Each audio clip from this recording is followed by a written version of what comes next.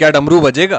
एक बार की बात है, देवताओं के राजा इंद्र ने किसानों से किसी कारण से नाराज होकर 12 वर्षों तक बारिश न करने का निर्णय लेकर किसानों से कहा, अब आप लोग 12 वर्षों तक फसल नहीं ले सकेंगे। सभी किसान चिंतातुर होकर एक साथ इंद्रदेव से वर्षा करवाने के लिए प्रार्थना की।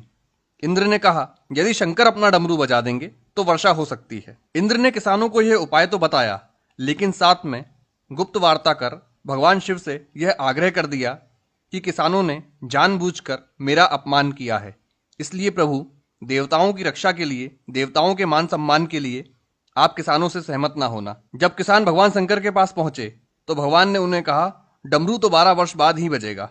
किसानों ने निराश होकर 12 वर्षों तक खेती न करने का निर्णय लिया। उनमें से एक किसान था जिसने खेत में अपना काम करना नहीं छोड़ा। वो नियमित रूप से खेत जोतना, निंदाई, गुड़ाई, बीज बोने का काम कर रहा था। ये माजरा देखकर गांव के किसान उसका मजाक उड़ाने लगे। कुछ वर्षों बाद गांव वाले इस परिश्रमी किसान से पूछने लगे, जब आपको पता है कि 12 वर्षों तक वर्षा नहीं होने वाली है, तो अपना समय और ऊर्जा क्यों नष्ट कर रहे हो? उस किसान ने उत्तर दिया, मैं भी जानता हूं कि 12 वर्ष फसल नहीं आने वाली है, लेकिन मैं ये काम अपने अभ्यास के लिए कर रहा हूं, क्योंकि 12 साल कुछ न करके मैं खेती किसानी का काम भूल जाऊंगा।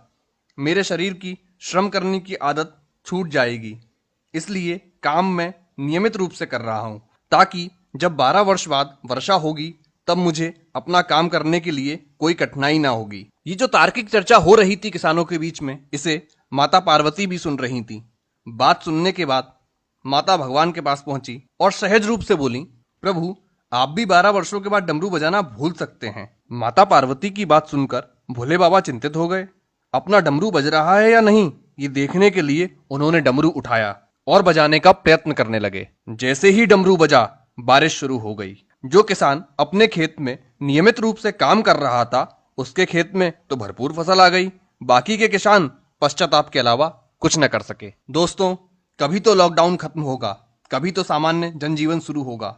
नकारात्मक बातों पर अपना ध्यान लगाने की वजह हमें अपना कार्य, व्यवसाय से संबंधित कुशलताओं की धार पैनी करने का, अपनी अभिरुचि का अभ्यास बढ़ाने का काम करते रहना चाहिए। हमें कोशिश करनी चाहिए कि इस नए लॉकडाउन में हम क्या नया सीख सकते हैं, क्योंकि डमरू कभी भी बज सकता है। अगर आपको ये कहानी पसंद आई हो तो इसे अधिक से अधिक शेयर करें, ताकि लोग डमरू बजने के इंतजार में खाली न बैठें और कुछ अभ्यास करते रहें। धन्यवाद।